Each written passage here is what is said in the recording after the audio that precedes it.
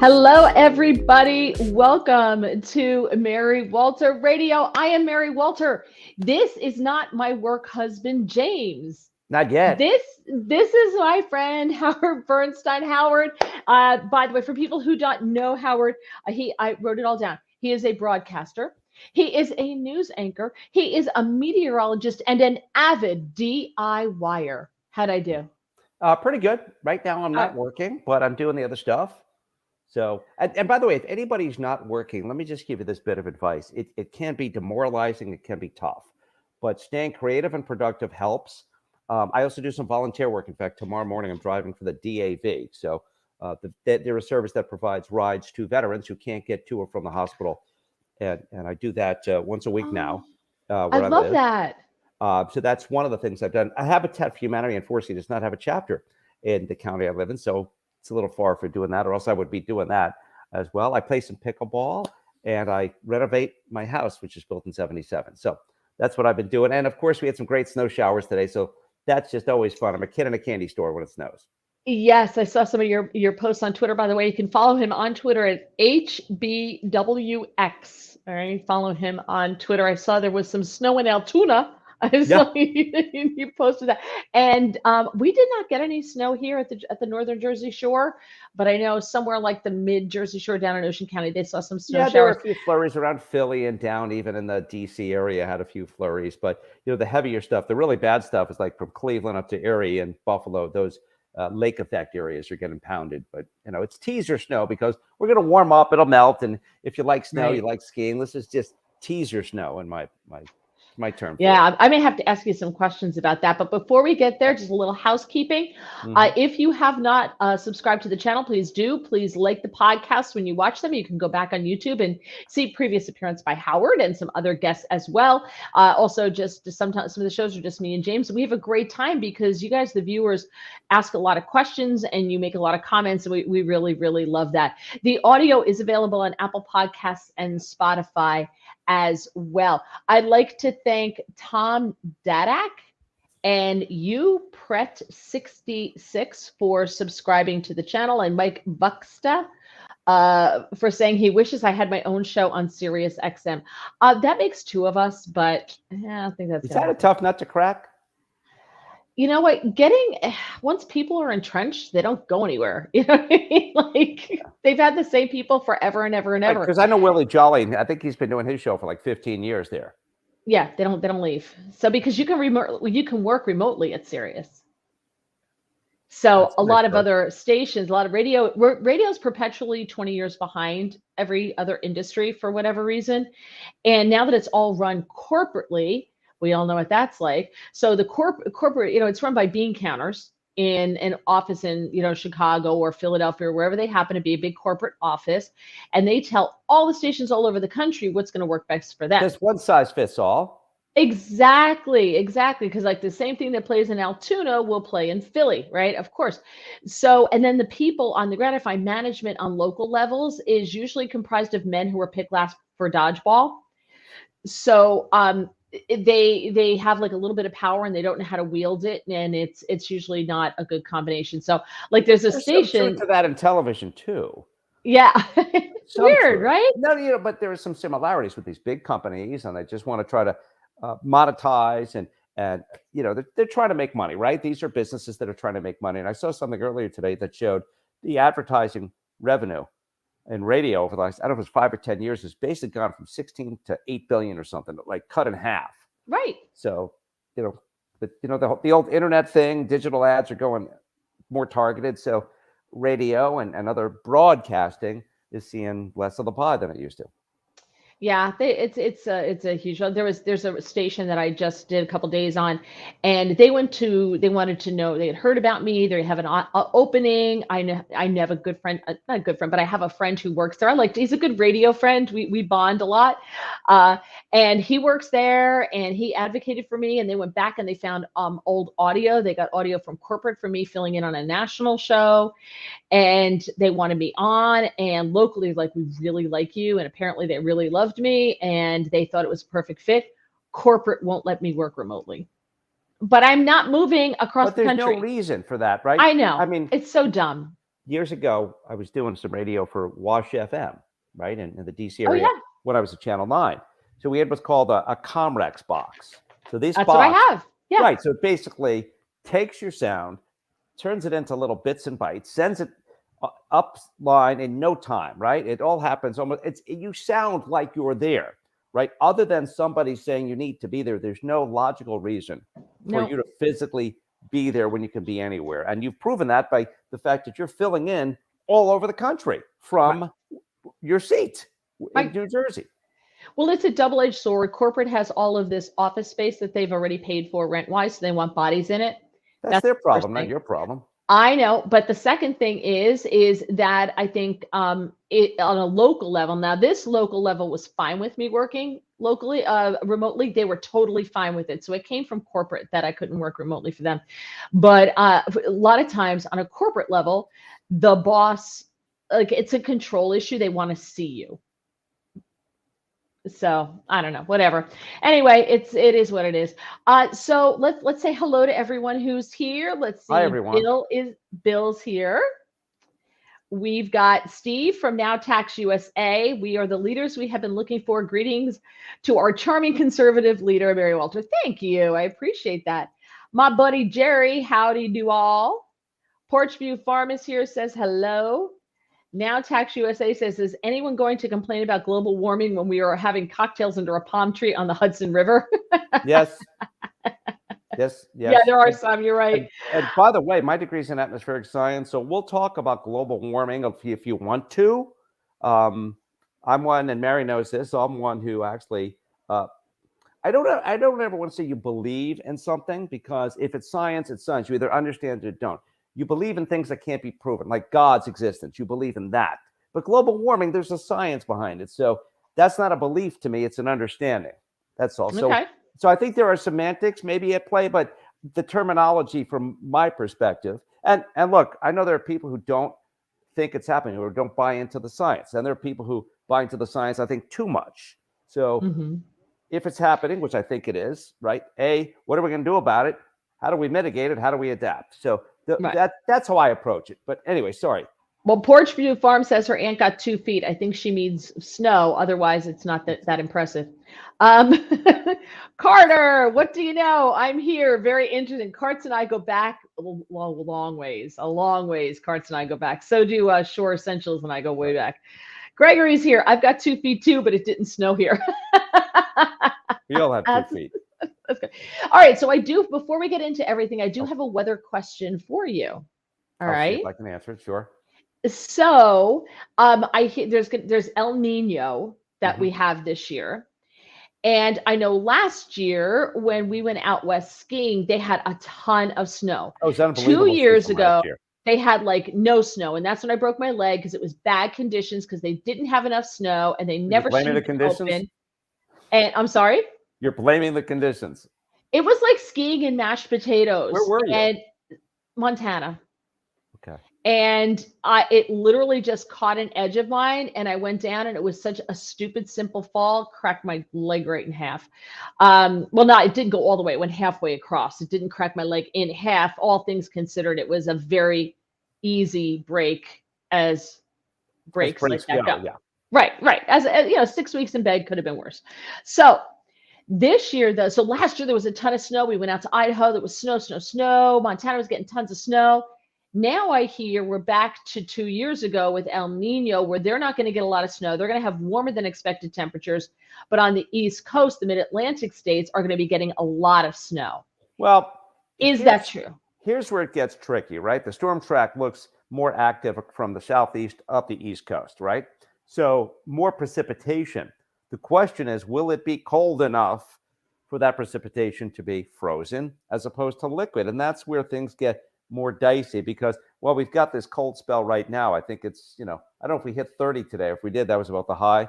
We'll be 50s, and the overall 6 to 10 day pattern looks warm. So we're going to get these cold blasts, but because of climate change, here I'll close the circle. We've seen winters that seem to start a little bit later and last a little bit shorter, right? Maybe they're more backloaded into February and March, where you used to be skiing. You're a skier, probably 20 years ago. You could be skiing by Thanksgiving. now in many of these mid-Atlantic places, we're lucky for skiing by Christmas. Oh, Mid-Atlantic. Yeah, they opened. I mean, the ski season started at Big Sky the day before Thanksgiving. Right. Well, Big Sky, that's out west, right? Right. Steamboat That's all I care skiing, about. I don't care about Breckenridge on the East skiing. Coast. I just ski. Yeah. I just ski out west. I don't care about the East Coast. You never ski? Not out. You don't go to hiking like snow. Vernon Valley? Nope. Nope. Are I you used to go- kidding? That's like skiing on the Garden State Parkway. You're going to get Oh, killed. I've skied once in the Poconos. By the way, did you ever go to Action Park? Traction Park, Class Action Park. There's a documentary on that place See about it? how dangerous it was, how many Yep. ambulances a day Yep. would go to Oh, that yeah. place. I've been there. Yeah. I survived. Yeah, Yep. that place was. They had a water slide that would go underground, make a right turn, then you drop like 10 or 15 feet in the end Yep. into the pool. You were screaming for your life on that thing, and Oh yeah. People lost teeth. Yeah. Broke arms. Yeah. it was a good time. Yep. It was a good time. Yeah, today's parents would be sending their kids, if there was a place like that, with helmets and bubble wrap in several layers, right? My mother wouldn't let us go. Like, I think I went once with a trips and my mother was just like, hell no. So Carter, 30 years ago, there was a ski hill in Lambertville and in Marlboro. You probably walked up it, put your skis on and skied down 10 seconds and you were done. Yeah, Joe went to Action Park, never lost any teeth. Loved I was Action in Park. college when I went. I had a roommate who lived by the Arthur Kill landfill in Staten Island. Uh-huh. And we went over the summer, and I remember dropping him off. We survived the day, but I'm driving back to Long Island because I'm from Suffolk County. Do you remember those landfills, like by Kennedy Airport and by Arthur? Sure. They smelled like a boiling vat of vomit. Yes. I just can't tell you how bad the smell was. Yeah. And I'm probably Welcome not to even Staten doing Island. justice. You would roll the windows up and hold your breath as long as possible, just till you get past it. Joe says I'm really old. Joe, I remember too, but I was in high school, probably early high school when it was really big. And You're a little younger than me. Like I said, I went once, and then my mother put her foot down, and none of us were allowed to go after. She's like, people died. Somebody died there. I was like, people died there, and that was the end of it. No people more. died at Disney, right? You know, remember that there was a 4-year-old that missed That's space. Right. 20 years ago who died, about 20 years ago or so, who died. Yeah. There was a lift at Bell Mountain and a rope tow in Marlboro. Okay, so I just want to know, am I getting snow out west in Idaho, about 45 minutes from Canada, and Big Sky in Montana? That's all I want to know, because if not, I'll go to Big Sky with you. When are you going? I want to go. We're going in March. It's a bucket list place of mine, Big Sky. It's a bucket list place of everybody. It's so annoying now. It used to be a great place to ski. Now I just hate everybody when I go there now. Where you want to go? You want to go Coeur d'Alene, someplace else? Alta's only skiers, no snowboarders. I've never been there. That's good. That I love. I've skied Alta. I love that. We're also going to Schweitzer in Idaho, which I like too, because there's nobody there. It's awesome. It's funny. Like, I've been hit by a skier skiing, but 10 times as many times I've been hit by a snowboarder than a skier. Yeah. I don't know why. I think maybe it's the teens, the college kids who are just doing their thing and not paying attention. I know I'm being disparaging and generalizing, but it's true though. Yeah, there seems to be something about, and my son's we call them knuckle draggers because you're down there. But I will say, if you are a snowboarder, get the step-in bindings if you're with skiers, because they're a lot faster than the snowboard bindings, and your skier friends are going to be happy that they're not waiting for you to buckle up and losing a run or two or three a day. Right. I also hate being on the lift with them. I hate it. Joe says it was huge. Traction Park. They advertised constantly. Yes. Remember the Action Park commercials? Sure. Of course. Carter, Action Park was great. The first cliff dive. For people who don't know, since this is really East Coast, it was in New Jersey, Northwestern Vernon Valley Great Gorge, Jersey. the old Playboy Bunny Club, right? It was like Vernon Valley Great Gorge. That's what that was. And it became Action Park, and it was policed. It was run by like 17-year-olds, and people died. And it was the most dangerous place you could go to and pay admission to go. You'd pay for this. People are jumping off into the pool, off this rope swing, onto other people, hitting. Remember the scene in Meatballs where they're all jumping in the pool crazy? Remember that? That was Action Park, but on a bigger scale. It was insane. So watch it. There's a documentary on Action Park, and one of the guys who comments on it is hilarious, but it is absolutely 100% all true. Like the rides that they just made up, like the loop. Remember, you went down the tube and it went around like this, but people got stuck at the top. It was awful. Okay, where are we? Scott, both my parents grew up on farms. I love the farm smell. Okay. He says farm smell. I'm thinking manure when he says that. But I that's his know. take. Carter, the mountain slide with no seatbelts or helmets.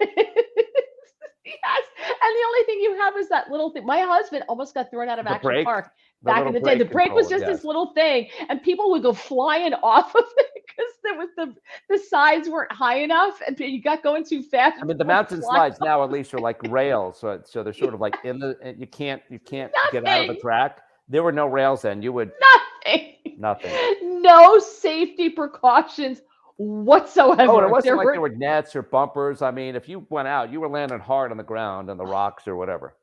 people got electrocuted there. Oh my God. It was hilarious. Anyway, okay. The good old days. So that's what I want to know. El Nino, doesn't it get warmer in the Northwest? That's what I want to know. Yeah, it does seem to be that way as well. But with that being said, there are always ups and downs during the winter season. So hopefully it works out for you. They make snow when they can, or you just hit it when the pattern is just favorable for snow there. That doesn't mean the whole winter's a bust. There will be ups and downs. Well, all I know is 2 years ago, the year I broke my leg, one day it was raining at the top. It was snowing at the top, ice in the middle, raining at the bottom. So people would go up and they come down and then they almost die when you hit the ice because they don't know how to ski on ice. Sure, And because then you go from nice snow to, as you said, like Yeah. the cement that just grabs your skis, lurches you Right. forward. And yeah, And then one day it was so warm, we didn't even ski. We were out. 30% of the mountain was closed on the day I broke my leg. 30% of the mountain was closed. It shouldn't have been open. And then anyway, okay. One of the things we wanted to talk about was, I don't know if you realize this, but Howard Bernstein is Jewish. Who knew? And I like to say raised in a conservative Jewish house. yeah, so he sends me that text, and so he said he wanted to talk about the Hamas, Israel's this ceasefire that's going on now.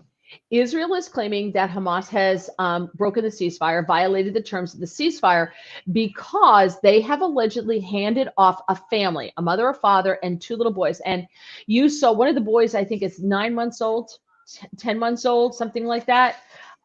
He's now 10 months old.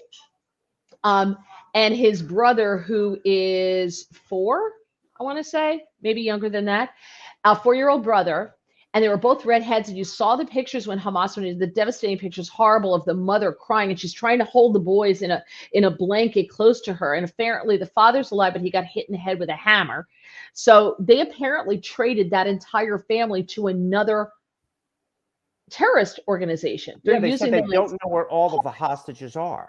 They can't. Yeah, they don't know where they are because they apparently traded some of them away for, I guess, ammunition or whatever. So Israel's saying, hey, no way. You have violated the terms of the ceasefire. So it's a big stinking mess right now.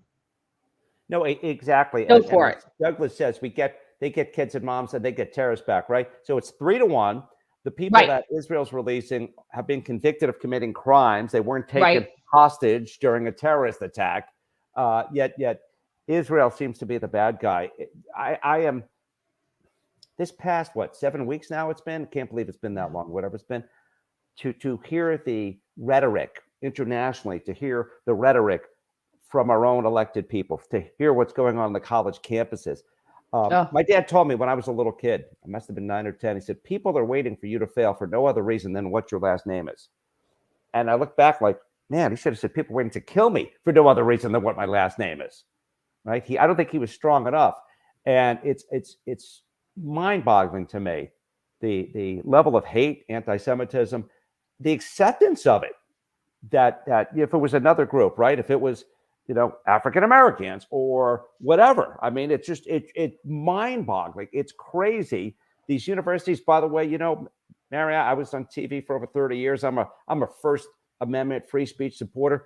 Let them say whatever they want, these groups, but I'll be damned if another cent of our taxpaying dollars should go to support these institutions, right? They have billions in endowments. Again, you want to espouse that sort of crap and say it, be my guest, First Amendment, I support that. But, they shouldn't get a penny from any federal programs, and anybody who's a student there who's got a federally backed loan, it should be terminated immediately. None of our tax money should be going to support any of these private institutions, or public for that matter, that have this going on their campus, period.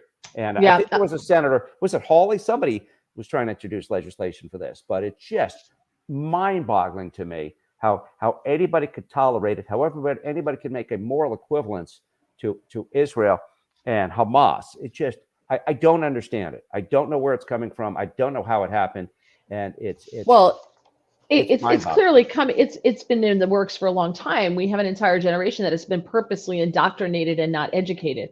They've been taught there's such a thing now as your truth and my truth. No, right. There's the truth, but they've been taught to believe, well, you can have your own truth. If that's how you feel, you can have your own truth. Gender, you can have no, your own you can't. You right? can't have your own. There's I'm saying if you could, but it follows the logic of you can identify however you want to identify, believe what you want to believe. 2 + 2 = 5. All of it. I mean, it's complete and utter. You think about. Did you have to read Animal Farm in 1984 when we were? Well, at least we did. I don't know about today's kids, but the whole double speak and all of this coming to fruition. It's crazy. Weird. It's scary. Well, we should have seen it. We should have learned how. We should have seen it coming because the train has been on the tracks for a long time. Joe says, Bernstein, I had him pegged as a paisan. What do you mean by that? Huh? What are you talking about? You channel your best South Philly. Carter, come on. We get back kids and moms. They get terrorists back. Real equal swap. I don't understand this. I don't know how much pressure Biden's putting on Netanyahu, but I think this is a horrid deal. I'm not in on it. I think there's am a lot no of means pressure coming from the administration to play nice or whatever. Where imagine anybody telling us after 9/11 to play nice, right? We would have told them to go pound sand and exactly not so many words. So I always thought it was hypocritical, right? When we were upset about the election meddling, we said the Russians are meddling on our election. Do you know how many elections the U.S. meddles in? Yet Obama was trying to get, speaking of Netanyahu, not elected last time he ran. Yep. The Shah of Iran back in the 70s was there because of us and our support. I remember, I don't know, Nicaragua and the pineapple face guy. What was his name again? Manuel Noriega. Noriega, right? I mean, we took him down. So to cry when somebody else is supposedly meddling on our elections, and who knows if that was true or just rhetoric from one side, but we do it all the time. We've been doing it for centuries, probably, if not at least decades. So it just, to me, it was very hypocritical to be crying foul when somebody else is trying to do it to us. But getting back to the Netanyahu thing, I'm with you. I would love to have seen Netanyahu tell Joe Biden to stuff it, because now he's taking credit for the hostage swap. No Americans are coming back. I think one American has come back. That's it. We're not getting any Americans back. This to me seems awful. I interviewed General Kellogg last week, and he was saying that all this is every hour that there are no bombs raining down on Gaza is another hour that Hamas is restocking, reorganizing. I'm going to use the word stealing food and fuel from the Palestinians, all the supplies, who don't want any part of this, although it seems like from polling, most of them are in support of what they did. They are in support. They turned over a prisoner who had escaped and got lost in this field because they didn't know which way to go. He's trying to get back to Israel. And the locals found him and turned him back to Hamas. So they're in on it too. So don't give me this, the locals aren't in on it. Right. They handed him right back to Hamas. But, it goes back to but remember, Arafat was, he steal billions of dollars for his own whatever, as opposed to that aid that was supposed to go to the people that he was leading. And some of these guys are over in Qatar now, they're not even in Gaza, living the life of Riley with all their money that they're funneling off the top. Well, Hamas's people are living in Qatar, in Doha, and the top four guys that head Hamas living in Doha, Qatar, are worth between $9 and $11 billion. So let's give them more money. They don't have enough. Yeah. Portuguese Farm says PIJ has them. Palestinian. I don't know what that means. Carter says it could be just like Nazi Germany was. Yeah. The people just went along with it. It was the vocal minority. He says, amen, Howard. Thanks. The Harvard endowment is 53 Yeah, I plus wish the Howard endowment was 53 billion. 53 plus billion. Yeah. Let's see, Scott. I heard they took a big hit on their reputation because they forced all those people out of the hospitals. I The think it's about Hamas. Hamas is what I'm guessing. Yeah, well, I don't know how many people are like actually asking people, how Hamas is doing. Wasted on wokeness. Yeah, it's exactly what we are. Well, I'd say wasted Porchview on Farm wokeness. agrees. Yeah. Joseph, when you What's said it you to were you? Paisan, Yeah. that's it to you. Gregory says the goofiest thing that Bibi can do is listen to our illegitimate regime. Yeah, anybody taking advice from Joe Biden? Oof. Yeah. By the way, I wouldn't say illegitimate, but like it or not, he was elected and he was certified. So, like it or not, I would not say illegitimate. Well, that's how he feels. That's I how understand. Gregory feels. I understand. But my mom taught me when I was little to respect the office of the presidency, even if I don't respect the president. Carter says, and what should it matter if we had true elections that didn't look like they were manipulated? Yeah. They look like they were manipulated, and that's what people think. So now you're never going to get anyone's trust back. Joe says, great point on election meddling. You rattled off 5 examples without even trying. We've been doing it forever. Yeah. Porchview Farm, to make those kids wave and smile is outrageous, meaning the hostages. Yeah, they did. Now Tax USA, Steve says, my opinion, there are 2 Islam ideologies. 1, the religion, and 2, the political. Islam politics are directly opposed to our republic. Until we deal with it from a political point of view, we will have problems. But I don't think you deal with it from a political point of view, because I don't think any negotiations with those regimes, they don't understand that. They don't care. They're just going to tell us what we think we want to hear and still do whatever they want to do, whether it be the destruction of the West, the destruction of Israel as their ultimate goals. There's no negotiating here. There just isn't. And anybody who thinks that they think like us, you're losing right there. You're a loser right there. You have to understand your adversary, right? And if your adversary doesn't respect you to the point where they'll lie to you, cheat, steal, and try to kill you, why are you talking to them? Why are you negotiating with them? Because that's exactly what we have. So it goes back to all of these things that boggle my mind, Mary. Just, I don't get it. Yeah, no, I'm with you. I'm just a guy from central Pennsylvania right now, right? Porchview Farm says Palestinian Islamic Jihad, PIJ. So that's supposedly how they gave it to. Joe says the Howard endowment is $53. That's a little bit more than that. But yeah, you're close. Whereas the Harvard is much closer to 53 billion. than 53 billion. Exactly. That is a fact. So, okay. So we were talking about that. One of the things I wanted to talk about with you, weather related. Has anybody seen the story yet? Excuse me. The National Christmas tree is supposed to be lit on Thursday, and it fell over. At a 43-mile-an-hour wind gust. It blew over today. Whatever. But the New York Post headline is National Christmas tree toppled by high winds outside the White House. Quote, perfectly summing up Joe Biden's presidency. Yeah. Yeah, like Joe Biden on a bike. It's awesome. I saw a DC anchor, a friend of mine, put breaking news, National Christmas tree falls over. This is breaking news. This is why people don't trust news anymore. If that's the crap that they're going to put out, say, breaking news for, it's a tree. It fell over the wind. They'll put it back up. Move on. Well, they're hoping they can get it back up. It's not immediately clear because it's already been decorated and the lights are on it, whether it will be salvageable for Thursday's lighting ceremony. It'll be salvageable. Yeah. Well, I got a good chuckle out of this, even though you didn't. I did. No.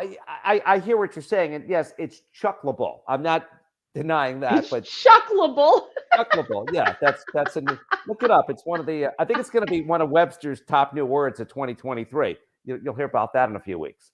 Chuckleable. It's going to be chuckleable. Chuckleable. So yeah. Okay. Hang on. Okay. I just want to make sure where I am. You said that you wanted I'm sorry. You wanted to talk about customer service. You have a customer service rant that you wanted to share. Right. Okay. Here we go. I have a story. Open a beer. First, I have a story. Okay. This is a true story. My son's girlfriend works for a large box retailer, and I'm not going to say the company, but she was doing some HR work for them. And she told us the story that one of the employees had to have a conversation because the employee was caught in the bathroom urinating on the drain in the floor because the stores were full. The stalls were full of other people using them. Okay. So my son and I said, "Man or woman?" She goes, "Oh, it was a woman." I'm like, "What? Wait, what? You're telling me it's a female was squatting over the drain in the floor of the bathroom as opposed to using a toilet because they were full?" Yes. I'm like, "Well, who reported her?" So she goes, "A customer." I'm like, or a guest, I guess, whatever they call it. I said, "Wait a minute. She wasn't even in the employee restroom. She went to the public restroom." "Well, why?" "Well, because this one was closer." I'm like, how does this person think this is acceptable? Right? So this is one of these, and I thought this would be a great radio segment. And I'm telling you this, Mary, because could you imagine people calling in with these stories of things that happened at the workplace, that actually happened in the workplace? It's like talking to ER docs or nurses, right? You Oh won't yeah. believe what happened. These people have the most unbelievable stories. So I thought it would be a great segment for a radio Yes. show to tell a story, and they get people to call in with their most outrageous HR stories or something. Now, Stories. story, right? So to By be the way, fair, our mod. this is a mother of two and a 10-year employee, and I said, "Is this not a fireable offense?" The response was, "Well, the person can work Black Friday and Christmas Eve, so maybe January 1st, but not right now." All right, I so worked, I mean, in radio stations, things happen all the time. Yeah, I'm sure it's the same in TV. But radio is like the redheaded stepchild of television. The good-looking, high-paid people are in television, and then radio is like, those people over there, it could be on those TV people. So but that's, it's like, hey, you got a face for radio. So that's why, the radio people are really the socially and a inept. voice for print, right? It's one of those places. So I remember I worked, oh my God, I have so many stories. One of the stations I worked at, we had our receptionist, Wanda. People's food kept disappearing because when you come in at 5 o'clock in the morning to be on the air at 5:30, or you come in at 4 to be on the air at 5, hello, DC, ridiculous. You sometimes will bring something with you, right? You And it was started at also a place where 4:25. the boss insisted that with this one place I was working at, we had to be in the building for 8 hours, or he wouldn't pay us for 8 hours, which was ridiculous. Because I said to him, I'm like, well, I'm show prepping on the weekends, so are you paying me for that time? No, you're not. But anyway, so long story short, people's lunches and breakfasts and food was disappearing.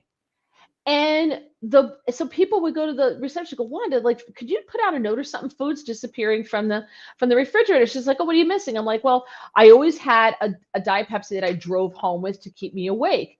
And I said, well, my Diet Pepsi's gone like every day. She goes, oh, I drank that for lunch. I'm like, what? She goes, oh yeah, well, if it's in there, it's in the refrigerator, so anybody can take it. I'm like, No. no. She either people were drinking, she was eating people's sandwiches, she was eating people's lunches, because her theory was, well, if it's not marked and it's in the refrigerator, anybody can have it. So I printed out, I got a thing of like stickers, and I printed out, Wanda, this is not yours. No, Wanda. I made like all these sarcastic stickers to put on my food But that's because not even passive Wanda. aggressive. That's just aggressive, and I like it. Oh yeah, absolutely Did aggressive. Wanda get the? Did she get the hint? She got it, but she absolutely believed that if it was not labeled, if people didn't take the time to label their sandwich, like, did you make that sandwich and bring it in today? No. Well, then why would you think it's yours to eat? Well, it doesn't have everybody's name on it. She's obviously a socialist. I'm like, what? She was foreign, but it was just one of and the boss thought it was hilarious, so he wouldn't intervene. So it just was, it was I'm a surprised total. nobody poisoned their food. Well, you get in trouble when you do that. Like if you make X-lax brownies or stuff like that, people, you get in shouldn't be trouble. eating your food. I know. And you might need the X-lax, and that was the way you decided to. Okay, so same radio station. One of the guys I worked with, really nice guy, and I'm not going to use his real name. I'm going to use a different name. And he was very nice, but he was odd because everyone who works in radio is a little off because we're all socially inept. One of my best And friends works in radio in Delaware. Salisbury now, excuse me. But Okay. I probably know them because my husband's convinced 10 people work in radio and we just changed jobs and names. It's like there are a billion people in India. They all know each other. Exactly. So this guy was very quirky. So we shared a cubicle together because he was my producer and I was on air. So we shared a cubicle together. And I noticed when his desk is absolutely perfectly neat and everything is in place. So the boss thought it was hilarious to move stuff on his desk because every morning he would come in and yell at me for moving stuff on his desk. Because I'm like, I didn't move anything on your desk. I didn't touch your desk. Why would I touch your desk?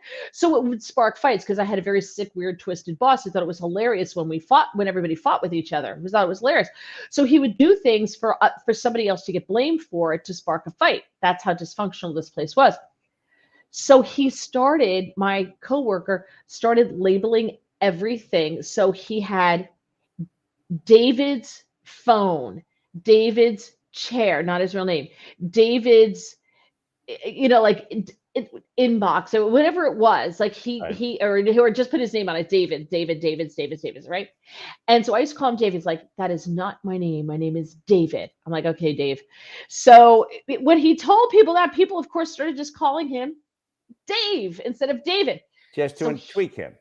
so one day someone came in who shall remain nameless to go to my grave, sat there, and I watched the whole thing happen because Dave was gone. David was gone. Somebody else came in and spent hours because we had to spend 8 hours there, even if you weren't working, cutting out little pieces of paper and taping signs on every pencil that said Dave's pencil. As opposed to David's pencil, right? Right, as opposed to David's pencil, Dave's tape, Dave's phone receiver, Dave's telephone cord, Dave's on everything in his little tiny part of the Because you cubicle. had to be there for 8 hours, which is also another control freak's bit of Ex- stupidity. exactly. So people were up to no good in shenanigans all the time. So he did this the next morning. I just sat there. The next morning he comes in and he threw a fit, went to the bathroom and wouldn't come out. Yeah. You guys sounded like you need like some serious mental health counselors at this place or something. Oh my God. I've got a gazillion stories, Yeah, well, from the so, annals of yes. dysfunctional radiohood. Now, I did want to talk about customer service also because my parents owned a Sizzler Steakhouse when I was growing up. Oh, wow. So for those of you who are old enough to remember, it was out on Long Island in Coram on Route 112, just south of Route 25 there, right in the middle of Long Island. And so when you're 11 and your parents own a restaurant, they sold it when I was 18, you learn about customer service. So it's a pet peeve of mine. I believe if you're willing to accept mediocrity, you bleep and deserve it. All right, is what I say. So I'm in McDonald's using the app a few months ago to get my dollar soda because I'm a cheap bastard. And I would give the code and people would just punch it in. So I go up and there's this kid, I don't know, he's 18, 19 years old. And I give him the number. He goes, oh, use the QR code and scan it in. And I go, I give the numbers. Nobody ever has a problem. He goes, well, if you use the code and scan it in, it makes my life easier. Mary, I had a gazillion thoughts going through my head at that point. Like I wanted to end this guy right there, just drop him where he was. And when your mind is racing because you can't believe somebody actually said something to you like that. Yeah. And I can't let it go because somebody said, a friend of mine's like, you're at McDonald's, what'd you expect? I'll answer that question in a moment. Anyway, so when he says it'll make my life easier, I take a big pause and I go, here's the thing. I don't get, again, well, I actually held back, believe it or not, but I go, I don't give a crap about making your life easier. Your life being easier, it's actually irrelevant to me. See, you're the employee and I'm the customer. Everything you do should be about making my life easier. Got it? And I was horribly obnoxious, but his response to me about making my life easier, that's like fingernails on a chalkboard to me. I mean, it's just, if you understand customer service, because all people want to do, I don't care where you go, if you walk into a business or for a service, you're spending your money. You made a choice to go someplace to spend your time and your money.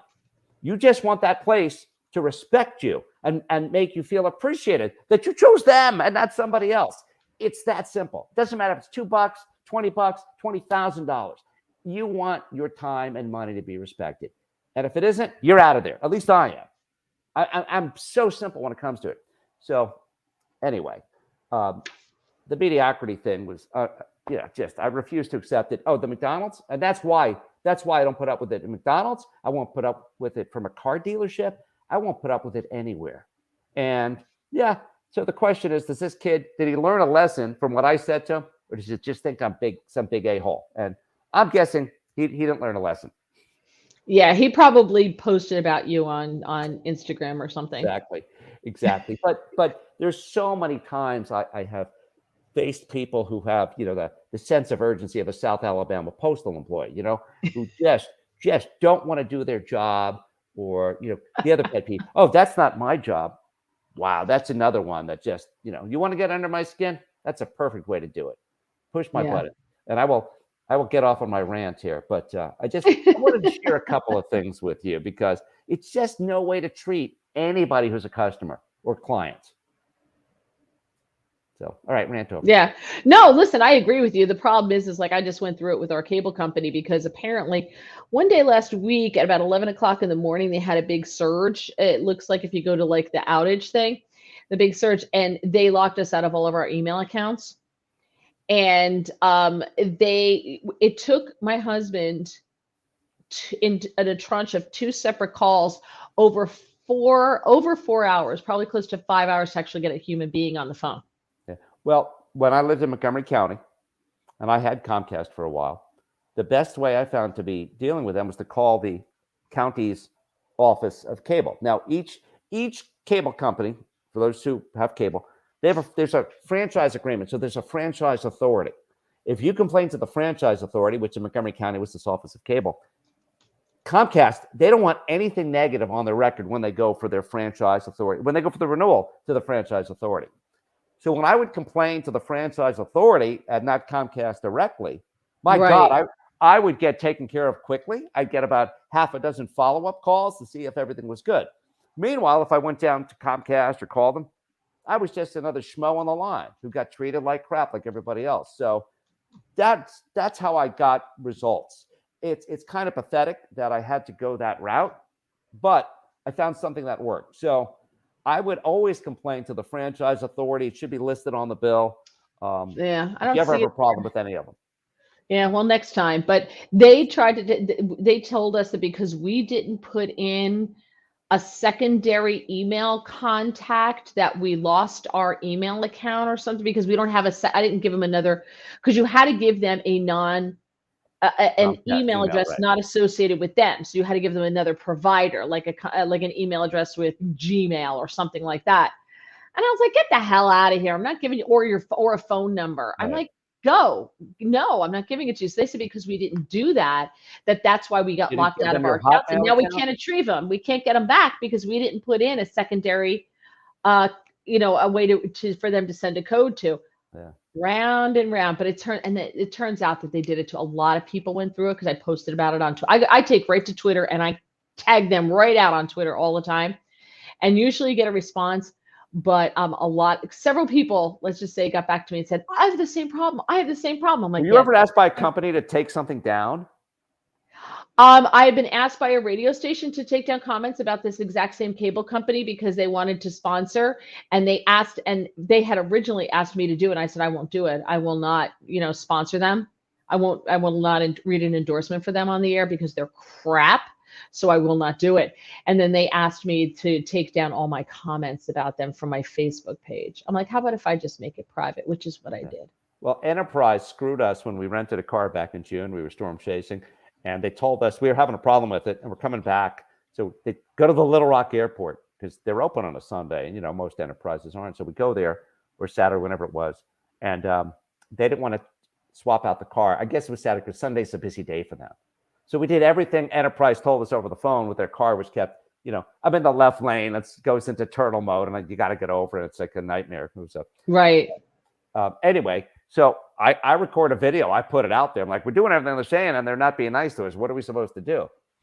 the guy actually called. They finally resolved it, but they asked. I was thinking about taking it down once we got the car swapped out, but once they asked me not to if I would take it down, that's like, nope. I'm not doing it because they asked. I'm not doing it. I'm that spiteful in some situations.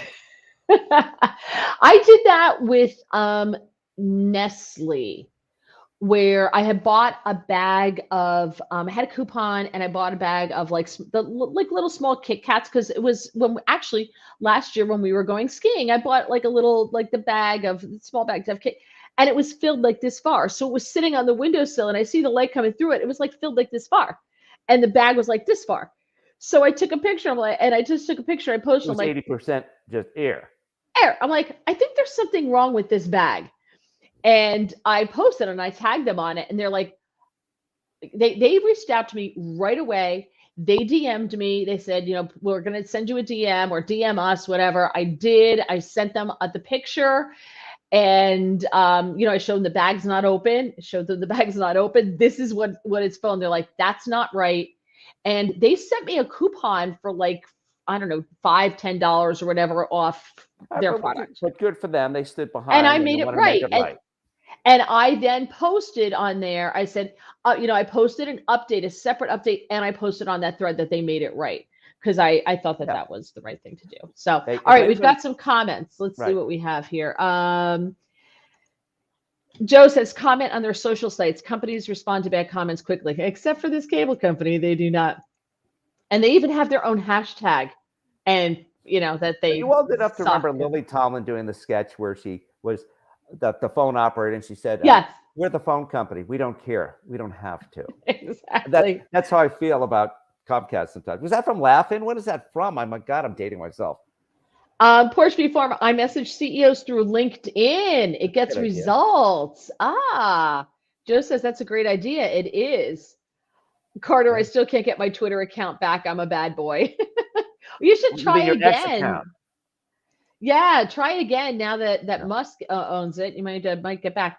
Porch View Farm, I usually get a response within 24 hours when she messages. I'm going to call him Joe, not Joseph. He knows one ring-a-dingy, two ring-a-dingy, laughing. Okay, it is laughing. Well, I'm not there yet. Hold on a second. Stop jumping ahead.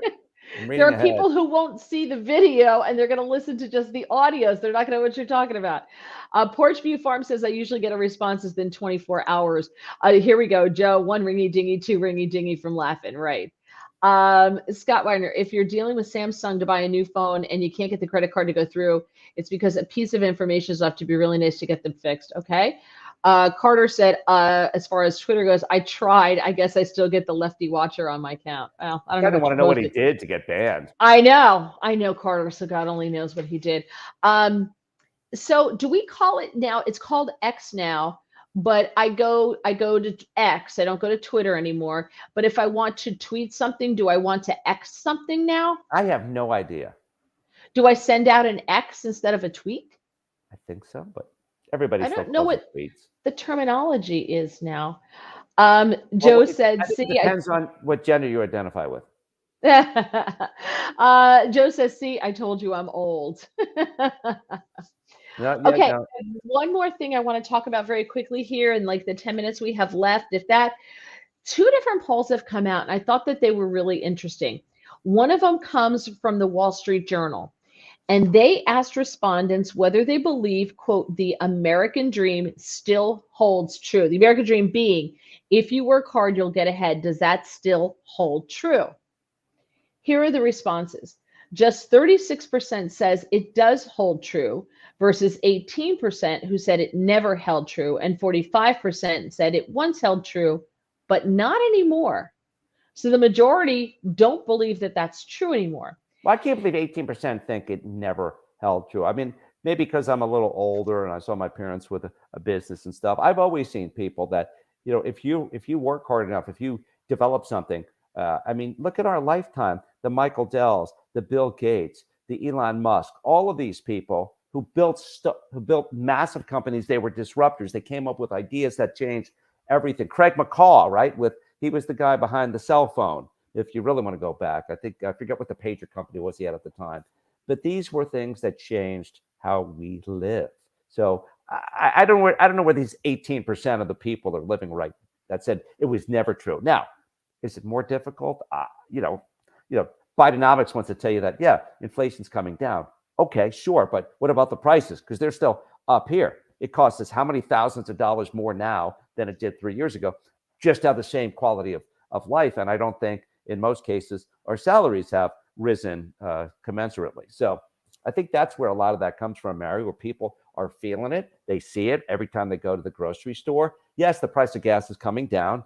So if you want to give Biden credit when it goes up, you got to give him credit when it comes down. But so many prices are so much higher. I'm looking at, did you see some of the refrigerator prices on sale for Black Friday? Down from what, $2,800, $3,000 for a refrigerator, a French door refrigerator? That's a crap load of money. Yeah. Well, listen, I will give him credit when he brings it back down to what it was when he took office. I have a problem with someone taking credit for lower prices, like he's doing something better. I'm like, yes, it's still more expensive than when you took office. So that's it's kind of like the jobs numbers. It's fugazi to me. Doug here says, Carter says the 18% are taking handouts from the government and just like to complain. Yeah, maybe. So here's my thing. I don't think the American dream is just that if you work hard, you'll get ahead. To me, the American dream is you get a chance. Everybody gets a shot, right? So it's what you do with that shot is what the American dream is. If you have a better mousetrap like Bill Gates or Jeff Bezos or any of these people, right? Like Steve Jobs, you work hard, you bust your butt at it. And if you have the better mousetrap, you get a chance to succeed in this country. Oh my God, there are people who are making a living as social media influencers. Right. That should tell you everything you need to know about America. Exactly. So the idea that I think the idea of the American dream being, I'm just going to get a job and I'm going to go to the mine every day, or I'm going to go to the office every single day and I'm going to get recognized for my hard work. No, you're not going to make it that way. I think maybe our grandparents did that. My grandfather dropped out of school to help, feed the family. Years. Right. And stayed in the same job forever and ever and did the same job his entire life. And he got his little raises and, he could feed, his family and support my grandmother. She didn't work. That was then. But now I think the American dream is everybody gets a chance. It's what you do with it. Yeah. That's what I always say, I don't feel like we were all created equally because some of us are taller, some of us are smarter, some of us are faster, some of us are stronger. But we should all have the same equal opportunity to achieve that.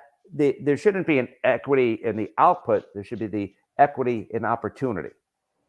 That's right. And you hear many people who think everything should be equitable across the board. No, if somebody works harder, they should get more. I mean, that's at least my perspective on it. Right. If I'm busting my butt and you're not, I should get a better grade than you, or whatever the case may be, or earn more money than you.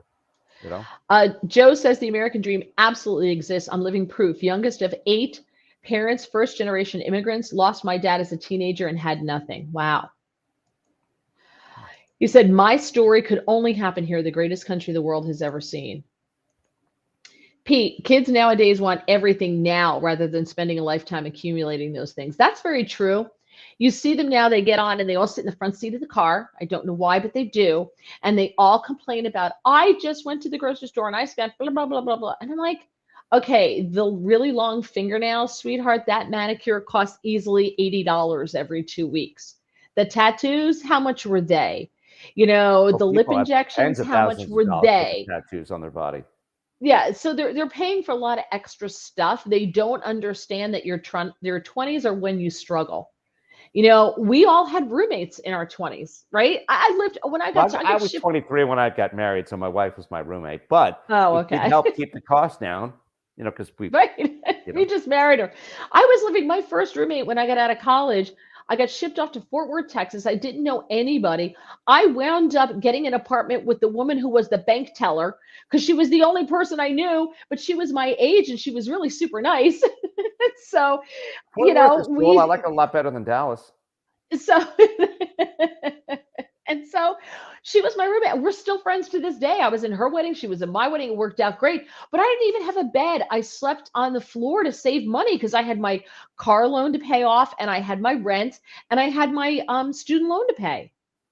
I had nothing. I didn't have a dresser. I had my clothes piled on the side of the wall neatly because I knew I had to save money if I wanted to go home. If I wanted to go home for Thanksgiving, I had to have airfare. So I had to save money.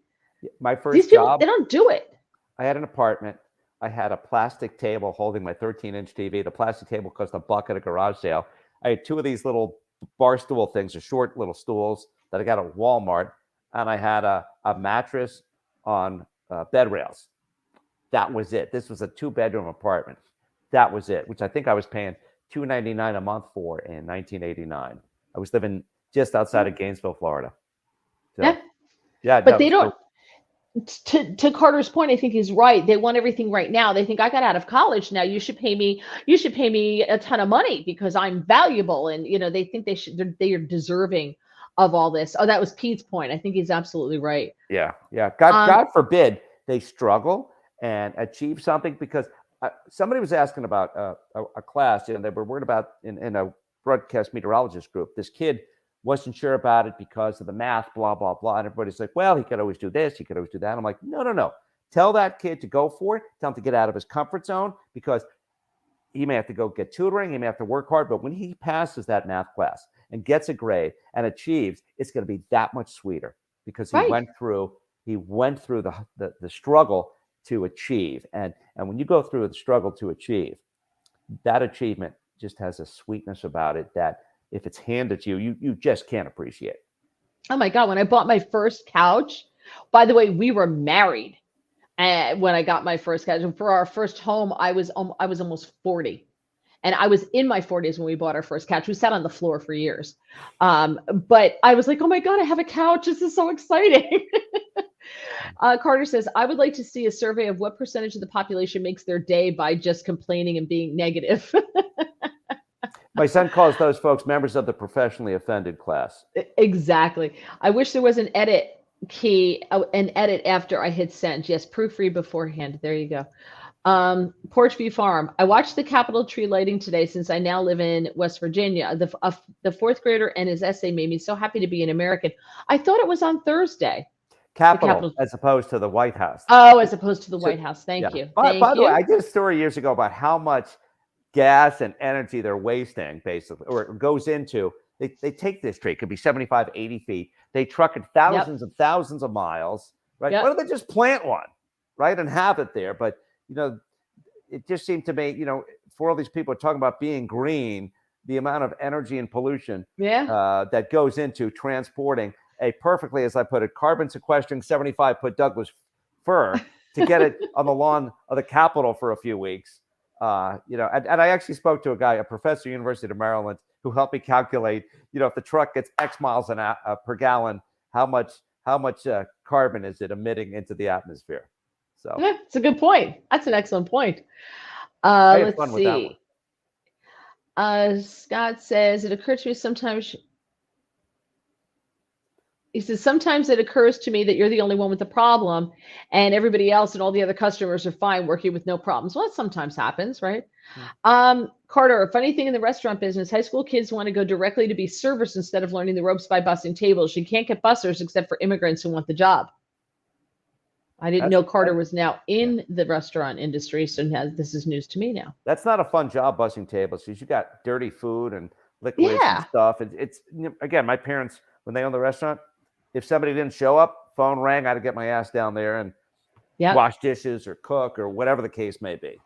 That was my baby brother's first job, was a busser with one of his best friends, and they worked in a restaurant and they bussed tables, and that's what they did.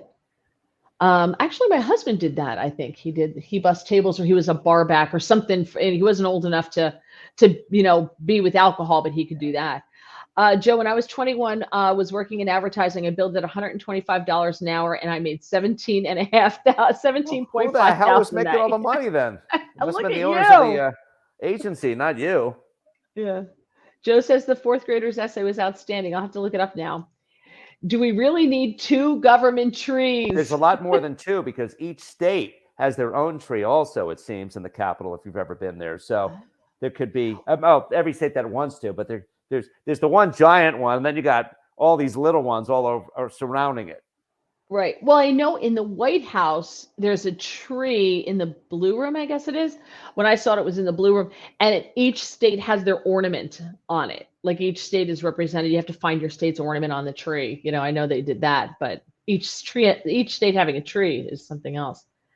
Um, Carter says, make the front lawn of the White House a tree farm. Yeah, they could put solar panels on the White House. Why don't they? Well, they did back in Jimmy Carter had speaking of, with Rosalind Carter just passing. By the way, I heard somebody say Rosalind Carter. No, it's Rosalind Carter. It's just, again, know what you're talking about. But Jimmy Carter back in the day was the first president to put solar panels on the White House. And I don't know who took them down, but maybe they're still there somewhere. Our neighbor's house has solar panels, and they've caught on fire twice. So I'm a little this way about the whole solar panel thing now. Joe says, I was a busser at the office in Summit, New Jersey. Oh my gosh. There was an office. We used to hang out at the office in, was it Martinsville or Bound Brook? What is the office for those of us who have no idea what you're talking about? Okay. It was a chain before there were really chains. It was a little local chain, and it was like just a bar and restaurants, and they were the area in and of itself, where at least where I lived, was very rural. So it was like the only place there was. So that was the office. Carter, I have 2 jobs to make ends meet. Oh, Carter's bussing in a restaurant, apparently. Squeaky says, Ron says, mature trees don't sequester; they're carbon neutral. But they take the carbon to make oxygen. So I'm confused by that. But I'm not doubting. I'm just kind of have to understand that better myself, not being there. Yeah. All right, Ron, please explain. Joe, the fire for that solar panel probably produced a lot of energy. Yeah. Yeah. Short term. It was in Martinsville. It was in Martinsville. Thank you, Joe. The one that we used to go to was in Martinsville, right on 22 by the Hess station. We considered that very city-like. Hess because the road had 2 lanes going each way with a Jersey divider. So Hess is gone, but they're still selling the Hess trucks for Christmas. Well, because they're smart and a lot of people buy them. Yeah. Carter's serving. Oh my God, I did not know that, Carter. Look at you. I want to know where you're serving so I can come by and bother you. So in 20 tip if you're going to do that, though. Of course I would. And I'm going to film it to send to a friend of ours. In 2012, 53% felt that there was an American dream. And in 2016, 48%, it's now down to 45, saying that the American dream holds true. Women are more pessimistic about the state of the American dream than men. And people, younger people, those over 65, more optimistic about it. People under 65, more pessimistic about it. Half of the voters feel life in America has worsened over the past 50 years, and they believe that political and economic system is stacked against them. I can see that. Compared to previous polls, the percentage of people who believe the American dream was never a reality more than doubled. This was interesting. In another NBC poll, a record low, 19% of respondents said that they're confident that their children will be better off than they are. I have to tell you, my generation, I think, was the first generation that didn't do as well as their parents. Well, things are more difficult. When I was growing up, my mom stayed home and my dad worked. And I think you had back then more people could afford to have one income and raise a family, where the salaries just have not kept up with everything else. Unless you're a CEO, then of course, when you look at I lean libertarian, and part of me is like, stay out of it. But if we don't have regulation in capitalism, we have the game of monopoly, right? Which, if nobody has money, they can't go and spend anything at your hotel. So we need regulated capitalism. And I used to think it was not the government's business to say, oh, if a company wants to pay the CEO X, now what is it? 300 times the average worker salary, where it used to be like 20, 50 years ago, whatever the numbers may be. And I'm just throwing numbers out here, but there's some great disparity of how much CEO pay has risen versus a worker pay has risen. There's a part of me that starts to think, maybe there needs to be a little bit of regulation there, because it's just gotten unreasonable and to almost everybody. So, and then you've got compensation committees on boards of directors who are buddy with the CEO. So, it's such a poison system that, they're just going to check, who's it? Some of these, I think the CEO of Nexstar made $40 million last year. Yet they've got people who are under contract at $13 an hour. And if they want to get out of that contract, they got to buy themselves out at 10% of what the company would owe them. And if they're making $13 an hour, they may not have the $1,000, $2,000, or $3,000 lying around. So they're miserable. They're locked into a contract. They're afraid they're going to be sued. You understand why some of these young people making no money under contract are dealing with mental health issues at this point. True, but then I would say don't sign that contract if it's a bad contract. Yeah, but if you're young and you need a job and you want to get into TV, you're going to sign the contract. You just don't know any better, and they're being that's true. But then you got to look at it as paying your dues and stop complaining. I get that, and right? And we all started somewhere, and at some point, and we had this crappy job with this crappy salary, and we worked at it. But I don't remember it being so.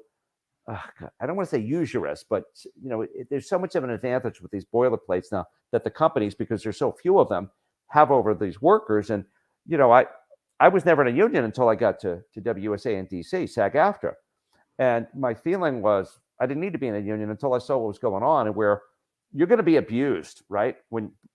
By employers. The difference is in a union shop, when they abuse you, they pay you extra for it. If you're not in a union shop, you get a good agent. Yeah, but even that's not as easy as one would think, because agents only want to work with so many people. Sometimes the agent wants so much, you don't want to pay 10% of your salary for that. So you know what I mean? They're all trade-offs all the time. Right. But I'm a big fan of everybody making their own decisions. I'm not a fan of the government telling somebody how much money they can make in a job. That to me that's a bridge too far, because they're all on the take. Tell me how Nancy Pelosi became so rich, or how did Joe Biden become so rich being a U.S. senator, a vice president, and a president? How did he get so rich? We're finding that out now, aren't we? Right, exactly. So those people setting limits on corporate salaries, I think, is a tad ironic. Yeah, I know, and I get you, and that's why the libertarian in me struggles with that, because I used to be completely opposed to it like you, but as I've seen the disparity from CEO to worker bee become greater and greater and greater, that's where I wonder at what point does some regulation need to happen? And part of me would like to say, why are we even having this conversation? But then again, the $13 an hour, the $40 million an hour CEO, or $40 million a year CEO. You get a better degree, you better yourself, get out of the business if you don't like the pay structure. If you don't, listen, I had an opportunity to be syndicated, do a nationally syndicated radio show, my show. Someone came to me and wanted to do it. I was so excited about it. I read the contract and I was like, okay, so, out of this and looking through all of it and the cuts of the money and the advertising and up to the satellite and all this other stuff. And Sean Hannity read that contract for me. And so did some other people in the industry. I asked them to read it for me. Right. And Sean said it the best. And he called me up and he said, Mary, he goes, how badly do you want this job? How badly do you want it? I go, well, I really want to be syndicated. I think that's a great thing. I mean, I'm the captain of my own ship. This will be great. It's my name. He goes, well, if you want my honest opinion. I said, absolutely. He goes, I think you have the choice between a bad deal or no deal. And the other people that I asked for their opinion pretty much told me it was a crappy deal, that the guy who was syndicating me was going to make all the money. And I wasn't going to get much of anything. I was going to make a lot of money, but it was all going to somebody the else. Ad agency, which he owned, and hooking up to the satellite, which, he had the company that did that. And then the money to go to this one and all those other people. And I had nothing. And I was crushed by it. And so I had a decision to make. And my husband said to me, Mary, you keep asking people and they keep telling you the same thing. You have the choice between a bad deal and no deal. Make your choice. So I chose no deal because I didn't want to take a bad deal and sign a contract. No, but you're right. You have to be willing to walk away from a bad deal. Right. Or else so you're that's my point. If you're not happy with what with this contract where you're making $13 an hour, don't. And I get you. And I get you. And most of my being is I'm probably in 95% agreement, maybe 99% agreement with you. It's just that little part of me that says how much is enough. And again, I'm not a big government guy at all, right? I think we have the party of big government and the party of bigger government. I think they both suck. But with that being said, at what point does it get to be so outrageous? And not everybody is like you and me. Not everybody is willing to walk away from a bad deal. Not everybody can do it. So who's looking out for the little guy? You make that choice. Yeah. That's just the way I look at it. You're the captain of your own ship. You're an adult. You made the choice. Stop sitting in the front seat of your car and bitching about how much money you make and how you don't have any money when you've been spending $80, every 2 weeks on manicures and tattoos, and you don't want to have a roommate and all this other stuff. Shut up. I have somebody I know was bitching about the unaffordability of a house in Chicago, and it's wanting their student loan to be repaid, or forgiven, whatever. Yet move to the suburb, or don't go to Hawaii on the trip that probably cost 10 or 15 grand, right? Mm-hmm. So you can't do all of that to support your point, and then bitch about how expensive a house in Chicago is. Well, then move out to the suburb like the rest of us who couldn't afford to live in the city. Exactly. I lived in Upper Montgomery County. I didn't live in Bethesda. No, I didn't. I lived in Friendship Heights. It's in a rented big radio money like you. Yeah, in a rented apartment with no furniture. Right. Jerry says, fun fact, when I worked at the Exxon station across the street from where the office is, the building that is now the office used to be a go-go bar. I remember that, Jerry. Carter says it was the inflation of the 70s that made our parents' generation rich. He says they bought houses for $25,000, sold them for $250 or more when they retired. My parents built our house in the late 60s, like 68. And I'll tell you, you talk about, those houses were $25,000. You could buy a new house. I'm sorry? Said you could buy those houses for like $25,000. Right, of course. Yeah. And but so my parents built the house, and to what we're talking about, because we got to end it here, but my dad lost his job. The company moved to Ohio. My father had the choice to lift us all up after living in the house for like a year. I probably was like the early 70s. Started living in the house for 5 years, maybe, and not even, and moving the whole family to Ohio. My father didn't want to do it. And my parents had a conversation. So my father lost his job, and he started his own company. And I will tell you, for years, I mean, I qualified for the free lunch program at school. And I brought home the paperwork, and my father's like, absolutely not. It is my responsibility to feed you. You will have food, And I had butter and jelly sandwiches for most of my life in grade school. That's what I had. I had butter and jelly sandwiches. I wasn't allowed to have chocolate milk because it's more expensive than regular milk. And it was 11 cents versus 10 cents. Yeah. No, I remember.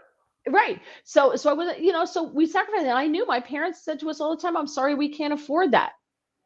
But my father was a success, and he did really well, and he worked a lot and sacrificed a lot for that decision to not move to Ohio with the company and to strike out on his own. So you have choices, and it all depends on what you do with those choices, and that's the path you wind up on. Just so you know, when I left a job in Rochester, and I took unemployment with a pregnant wife as opposed to staying at that job because I thought it was a bad deal. See? Yeah.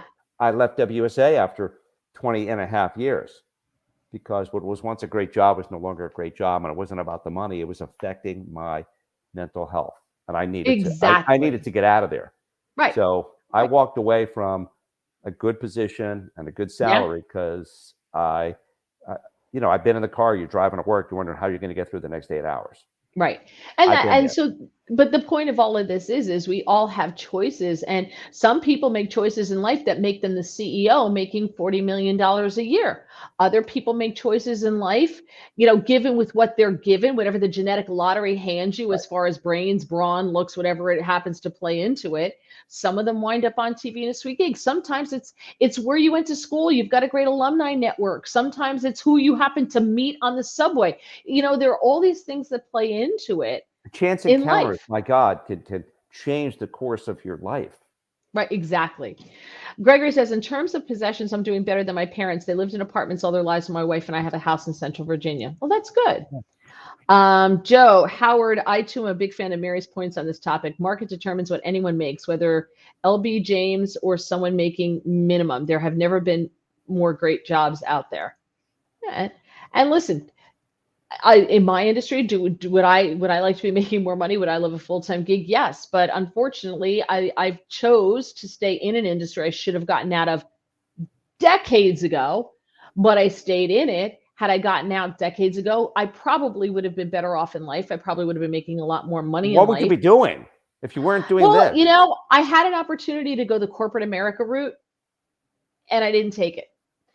And I probably should have. Had I taken the corporate America route, my friends who did, a lot of them did corporate America, you sat in the job, but you got your pay raises, you went up a level, you got your raise, you got a couple of bonuses. So they steadily made maybe not as much money as I was making in my last job where I was making my most money, but over a lifetime, they did far better than I did if you add it all up, Right. So the rabbit in the hare. I got you. Yeah. You should both read this book by Alex Ferrari. I shot for the mob about when he thought he was getting his big break at 26. Okay. Electronics devices have made everything better. Porchview Farms, the inflation of the 70s killed my dad's business and broke up my parents' marriage. Yeah, Carter. So your parents could make a lot of money on a house. I hope you're happy. Yeah, my parents would argue about closing the business during the 70s. It was a real struggle. The late 70s when Carter was president and interest rates were 18, 20%. You're buying a house and your mortgage was 18, 19%. People are bitching about 7, 8% mortgages and just have no concept. They have no idea. Can you even imagine it? I would not be surprised if they keep heading up. Joe says, sometimes life presents us two bad choices. Sometimes we must choose the less crappy one. Yeah, right. Best of the bad answers, as I call them. Got to go with the best of the bad answers. Sometimes you got to Carter, true. Taylor Swift picked a bad one, but got ahead in the end for it. Joe, Carter, great point. Sometimes bad deal ultimately helps take you where you want to go. Yeah. Scott suggested I do multi-level marketing. He says I could sell stuff to somebody else and then they to somebody else and I could get credit and go down the tree like that in multi-level marketing. God, what was that company called that people would have the little meetings and they'd get them in? The diamond, your diamond member. Pyramid schemes. No, not a pyramid scheme. Amway, that's it. Amway was like that. MLM. The guy that's right. And if you had so many people below you selling, you sat at the top and would take a little from this, a little from that, and be raking it in. Did you ever go to any of those meetings? Like when I was first starting out, like they'd have these things, and I went to one for Amway and I listened, and there was another one I want to say for like fire extinguishers or something like that. And it was basically that same thing, or like the Tupperware or the candles, which were big in like the 80s, I want to say the 90s, where the candle for me, thing. Amway was, I think, early 90s and I remember thinking, I thought about it. And then when I got to, and even in the mid 90s, it was still going. It may still be around today for all I know, but I think it is. That Tupperware, right? Tupperware. And some people made a ton of money, but you got to get in early. If you don't get in early, you're done. It's also like Mary Kay. My cousin's wife made a ton of money with Mary Kay. Did you get the pink Cadillac? Yes, she has on several occasions. She's always driving a pink car because she's got this. But it's the network, and it's the same thing where you bring somebody in and they're going to sell. Well, you get some of their commission. Like you get some of theirs, and they get some of theirs. It's the same thing. So I couldn't do that. Porchview Farms' dad was in real estate. Amway was a legal pyramid, and then he says Tupperware. Joe says, I called on Amway in the 80s and 90s, headquarters in Grand Rapids, Michigan. When they were going well, they were killing it. They have declined greatly, but still around. Yeah. Yeah, they were selling everything, like toilet paper and, whatever you needed. I mean, they expanded a lot. They expanded out. I think those days are gone with the, like the Mary Kay. Revlon was another one. When I can order everything I need right from this. Right. Exactly. What was the one where they would come in to work for the women? Was it Revlon? What was the makeup? And they would come in and they had a catalog and they had the really good spray that was a bug repellent. What was that? It wasn't Revlon. Oh, somebody help me. What was it? I have Amway stuck in my head and that's not it. But they would come in. What was it? Avon. Yes. It was Avon. Yes, way to go, Howard. Avon, and that was a big deal. Avon makeup for TV at one point. I had an Avon lady. Did you really? Yep. One was out of Iamsville, north in the Frederick County. So very cool. But don't they do your makeup at the station? No. I mean, there were a few TV stations still that had makeup people, but when they started to get rid of positions, hair and makeup is one of the first things to go. That was a luxury item in most places.